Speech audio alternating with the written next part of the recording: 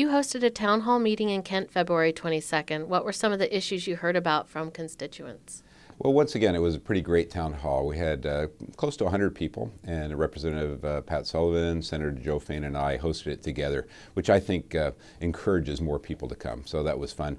Education tends to dominate that because those organizations do a good job of getting their people to come out. But we also talked about home health care, worker hours, and a variety of other subjects. It was a great discussion, a good time to kind of reconnect with the community.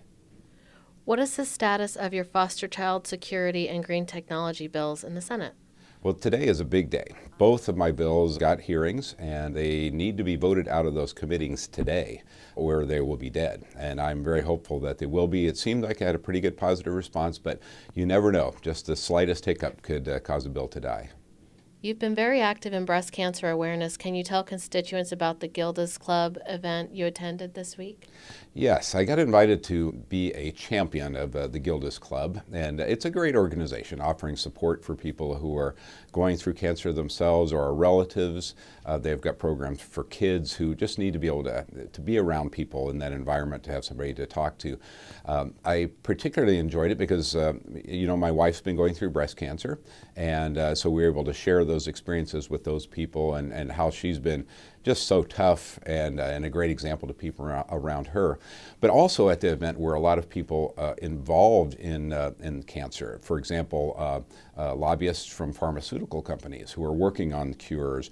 And it was an opportunity for me to share my concerns about getting information out about women with dense breast tissue and how effective mammograms are or aren't in those situations, and to get the message out through them, who can get the message out to a network of people who get it out to my constituents.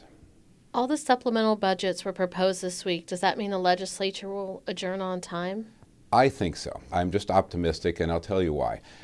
The last time we were going through the budgeting process, I think it took a little while for people to realize that it wasn't just going to be a one-party decision.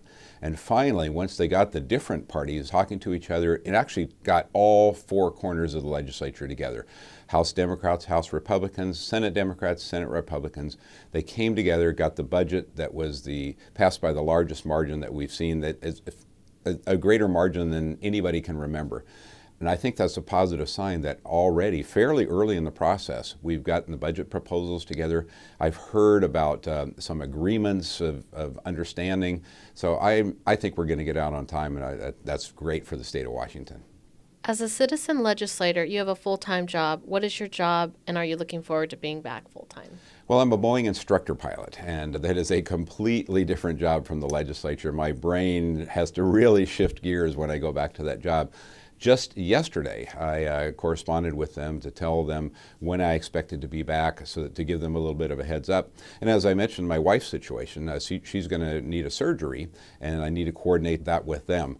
So I'm anxious to be back there. And of course, when I'm doing my Boeing job, I am still a legislator. So I'll still need to be communicating with constituents on issues, but shifting back into regular life, which is also a good thing.